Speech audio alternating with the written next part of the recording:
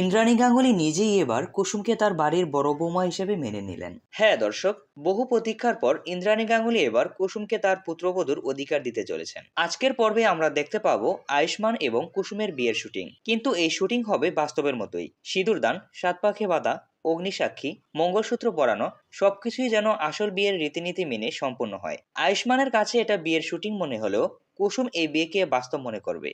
কিন্তু পরবর্তীতে যখন দেখা যাবে পার্লারের মেয়েরা কুসুমের হাত থেকে শাঁখাপালা খুলে নিচ্ছে এবং তার সিঁথির সিঁদুর মুছে দিতে চাইছে, তখন যেন কুসুমের মাথায় আকাশ ভেঙে পড়বে। কুসুম তাদের বাধা দিবে, আর তখনই সে চিৎকার করে বলবে, পৃথিবী যদি এদিক থেকে ওদিকেও হয়ে যায় তবুও আমি আমার সিঁথির সিঁদুর কাউকে মুছে নিতে দেব না। কুসুমের এই দৃঢ় কণ্ঠস্বর শুনে উপস্থিত সকলেই স্তব্ধ হয়ে যাবে।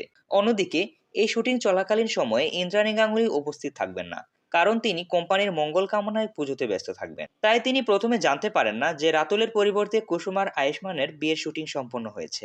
কিন্তু ইন্দ্রাণী গাঙ্গুলি যখন জানতে পারবেন যে এখানে বিয়ের সকল রীতিনীতি মেনে কুসুম আর আয়ুষ্মানকে একত্র করা হয়েছে, তখন তিনি দৃঢ় কণ্ঠে বলবেন, আমরা কুসুমের আবেগ নিয়ে খেলা করতে পারি না। যেহেতু এখানে ধর্মীয় সকল নিয়মকানুন মেনে তাদের বিয়ে সম্পন্ন হয়েছে, তাই কুসুমই হবে আয়ুষ্মানের স্ত্রী। ইন্দ্রাণী গাঙ্গুলি আরো বলেন, কুসুম সব দিক থেকেই যোগ্য, তাই কুসুমকেই আমি আমার ঘরের বড় বৌমা হিসেবে মেনে নিলাম। ইন্দ্রাণী গাঙ্গুলির মুখে এরকম কথা শুনে দেবলীনা আর মীনাক্ষী যেন তেলবেগুনে জ্বলে ওঠে। আবারও তারা নতুন করে ষড়যন্ত্রের ছক আঁকতে শুরু করবে।